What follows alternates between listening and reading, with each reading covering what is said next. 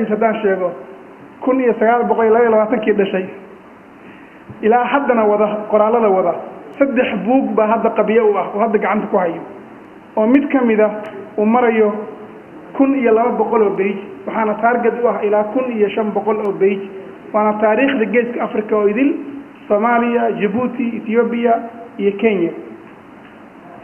dadkaasi waxay u baahan yihiin dhiirigelin waxay uga baahan yihiin hay'adaha cilmi baarista ah sida hay'adda madaxda uu ka yahay wasiirka Cabdiraxmaan Usmaan Shuuke individuals dadka gooni ah muassasaadka jira hadda ee shaqeeya ee jaamacadaha iyo institutionska jira intaba waxa wacan inay juhdi galiyaan ayna dhaqaalaha ku bixiyaan in la dhameystiro cilmi baarisada noocan oo kale ah way u baahan tahay qof waxa xil naga saaran aw jaamac waxa hadda uu keenay buuga 400 oo koobi ayuu hadda Puntland ugu talagalay Puntland wuxuu ugu talagalay 400 oo koobi waana uu wadaa waxa wacan marka inaan isku dhiirigelino annaka inaan buugaagtaas la wareegno si loogu baahiyo deegaanka loona dhiirigeliyo dadka wax qoraya dadka wax qoraa hadaysan dhiirigelin helin qofka waxa suuragal ah qofka inuu wixiisii hore ula naqdo la gaar marka buugaagta waa yaalaan nidaamka loo qaybin lahaa iyo hadday cid publishing iska lahayd faafinta waxa sheegi doona oo jaamac asaga ay noo sheegi doona waxaan jeclahay dad kooban waxaan ku talagalay inaan siino comments dad kooban inaan comments siino anaka ka faa'iideysano waqtiga inta salaada maqribka ka had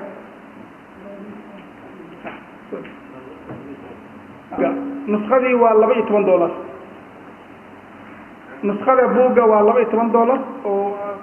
xaaji ugu talagalay Sheekh Jaamac waana uu yaala cidii gadanaysa waxaan ku deeqaynaa annaka institution GTech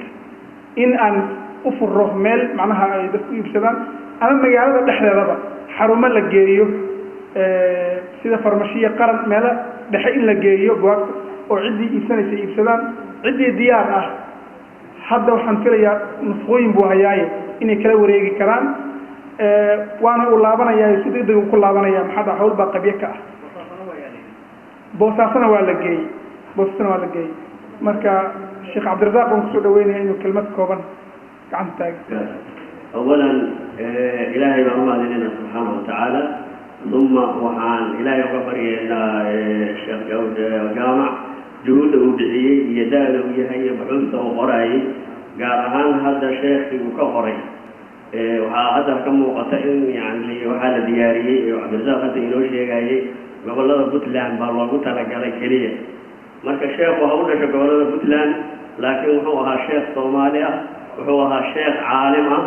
sheekh wuxuu ahaa umma islaamiga oo dhan u lahayd waxa hadda waxii laga hadlay waxa igu soo dhacay ardayda waxaan ahay hadda magister wax diyaariya arday badan wax diyaarinaysa in wax laga qoro adduunka waxa way dadka kala jirana culimadooda waxay ka qoraan dadka aan wax ka qorin culimadooda waa Soomaalida aan lahayn wuxuu lahayn waxba lahayn ay yihiin marka waxa la rabaa ummadaada wixii culimada oo ka jira wixii ay soo qabteen jaanib cilmi waxay soo tareen jihaad ay ka soo tareen wadaniyada waxay ka soo qabteen waxay leeyihiin in la raadiyo oo la sii baaro oo lagu qaato maxaan ku dhamaa magister iyo doctoraa iyo lagu qaato faqih oo ahaa hadda waxyaalaha lagu qaadan karo waxaa ka mid ah maqaasidda shariicada iyo nadarada uu ka qabo Sheekh Ali Cabdiraxmaan uu ka qabo nadarada uu ka qabo aragtida uu ka qabo maxay tahay in laga faa'iideysto oo inta uu nool yahay iyo meelaha uu maraajic ka heli karo hatta wadamada uu tagay hadii la raadiyo wax laga helaa dadka Soomaaliya buxuuti iyo marjiciyada iyo meelo looga noqdo hadda wuxuu ilaahay inaan tagnaa rabnaa inaan meel kala tagnaa rabnaa wuxuu aqoon cabdirasaaq ka dhawaajiyay jaamacadaha jira wadanka jaamacaduhu marka waxaa la rabaa waxyaalaha noocaas oo kale inay sameeyaan makaatib buxuud oo gaar ah waxyaalaha aan la helin qilla waa caalamka qofka aqoonta leh ee da'da ee khibradda leh in la helo way yartahay marka in laga faa'iideysto oo laga qoro inta cumrigiisa qofka oo sanadman laga faa'iideysto oo wax laga reebo way isaga hadda juhud fardiya sameynaya wax qoraya dadaalaya marka in laga faa'iideysto oo waxa way mararka qaar ka saacadaha uu joogo hatta in laga fariisto oo wax laga qoro يعني هذا وحال نقول لها تاريخ دي إلا شيء مو جعله لكن ما كنت أنت واقص تاريخ دي إلا شيء وحال غير إنه تواضع عاية ودينه إلا قفانا لها ورمز للأمة sheekh jaamac uu kala caan ku yahay waxa weeye waa qoraa waa wadani waa qoraa Soomaaliyeed ha u dhasho gobolladan waxaan marka noqdada ugu celcelinaya waxaa laga yaabaa dad hadda waxaa ka soo qayb galaya xafladda gobolladeena aan dhalan ama jooga oo walaalaheena marka in nabaro la qaato keliya sheekh jaamac inuu u halgamayo reer Puntland keliya may waa waxa weeye waa qoraa Soomaaliyeed waxaan rabnaa in laga faa'iideysto buxuusta in la badiyo oo aad iyo aad waxaa dhici karta sheekh cali cabdiraxmaan hadda afkaaro badan oo aanan ka haysanin baan hadda markuu ka hadlaya ka faa'iideysanay waxyaalaha hadda uu sheegayo waxaa laga yaabaa sheekha caalimka isagoo wanaagsan markuu dhinto gadaashiisa dad inay yimaadaan taariikhdiisi bedelaan in waxyaalo badan oo khuraafaada ay sameeyaan marka in loo arkabo taariikhdiisa hadday joogan tahay inuu sidaa yahay loo arko marka in dadka laga soo saaro rabaa Soomaa taariikh saxiix annaasic ee nadiifka ah in la soo saaro marka waxaan aad iyo aad ugu dhiirigelinayaa aqoonyahanka jaamacadaha martabka hadda baxsiga sameynaya